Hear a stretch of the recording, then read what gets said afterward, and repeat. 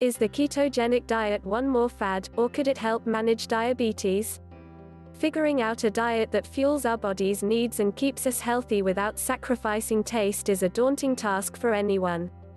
Factor in diabetes and this task can suddenly seem like an insurmountable obstacle overcome only by the most health-conscious fitness guru. Some diets are clearly fads, popping up into existence seemingly overnight, selling books and recipes and often food itself, only to fade into the twilight and be overtaken the next day by yet another set of guidelines by which we are to become, optimistically, the best self we can be. There are seemingly endless options to curate a diet to meet every notion or need. However, those living with diabetes may find that these diets don't always work to balance glycemic control and blood sugar. So what about the ketogenic diet? Is it a fad that will one day be supplanted by the next newest way to eat, or will the science behind it ensure it keeps a lifelong and loyal following?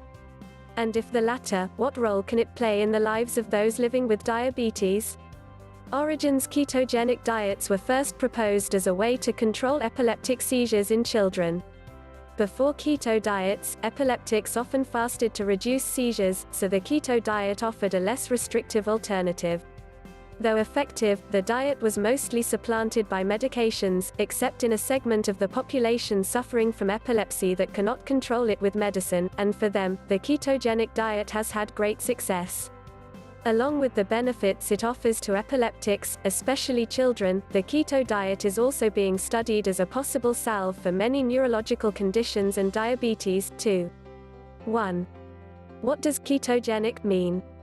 All of our cells need fuel to function. This fuel comes from three sources: fat, carbohydrates and protein, called macronutrients. Too much protein without fat puts us at risk for a handful of complications, so protein can never healthily serve as a primary source of fuel. We are left then with fat and carbohydrates as the main providers of energy, the energy that allow us to do everything from breathing and blinking as we veg out on the couch to swimming the English Channel. Our cells' preferred fuel comes from carbohydrates, which are easily converted to glucose, which, in turn, is readily converted to energy. This is why athletes carb load before they compete. Peak performance occurs when the body has plenty of glucose and glycogen stores available at hand. When glycogen runs out, that's when the body turns to fat. When there is no more blood sugar for our cells to consume, they seek an alternative form of energy. This energy comes from ketones, which are compounds our body produces from stored fat. So a ketogenic diet is one that is high in fat and very low in carbohydrates, resulting in the production of ketones to be used for fuel instead of glucose. The word keto often has negative associations for people living with diabetes, especially type 1. DKA, diabetic ketoacidosis, is a life-threatening condition arising when the body produces too many ketones. So how does entering ketosis deliberately through a conscientious diet differ from entering it accidentally? The answer has to do with the level of ketones, the former causing regulated and controlled production, and the latter causing an overabundance. What does ketogenic have to offer? The benefits of a ketogenic diet have been well documented for those living with type 2 diabetes. Not only does the diet help manage blood sugar, but it promotes weight loss as well. The results for those living with type 1 are less conclusive.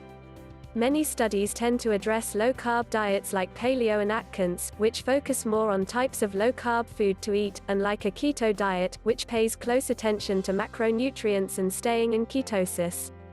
There seem to be fewer studies exploring the latter, but there is observational information that seems to indicate the diet offers a way to manage A1C levels and glycemic control. Many people with diabetes who abide by the keto diet have found that they significantly reduce the use of insulin.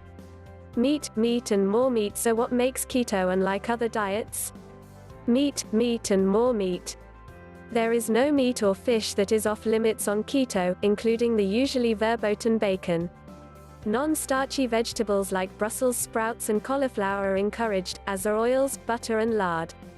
Cheese and Greek yogurt can also be staples of a keto diet. However, this diet isn't for everyone. If traditional bread, pasta, rice, potatoes and/or fruit are what you live for, then you might just be miserable on keto. However, if you're open to exploring different tastes, then the good news is there are substitutes for many of these foods. Cauliflower pizza crust, rice, and even gnocchi, zoodles, noodles made from zucchini, almond flour bread and almond milk are all readily available from most stores now. A small amount of berries is acceptable, but for the most part say goodbye to apples, melons, plums and peaches. Booze and sugar are also out, but if you're living with diabetes, you likely already know how to manage these desires.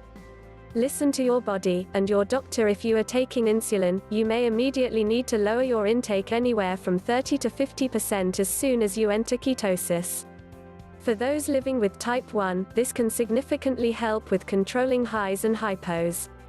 As with any diet, precautions need to be taken. Pregnant women and those with kidney disease are not good candidates for this diet, and some people with diabetes may find that the diet increases their insulin resistance. Dairy can often spike blood sugar, so avoiding the dairy in a keto diet and taking a vitamin D supplement might be a better option for some people. It's important to pay attention to the way your body responds and realize that no diet is a one-size-fits-all model. The trick to reaping the benefits of the keto diet is to stay in ketosis, which means keeping your carbs at 5% or less of your calories. The 5% can fall anywhere between 20 to 50 grams a day. However, if an insulin shot is missed while in deep ketosis, there's a good chance you will find yourself quite sick, so it's probably best to avoid the risk and keep carbs on the upper end of this spectrum. This diet might be untenable as a long-term way of life for many people, but if you have iron willpower and the desire to try a restrictive diet that still allows you to indulge yourself with fatty meats and oils, a keto diet might very well be the way for you to help manage your diabetes while managing weight.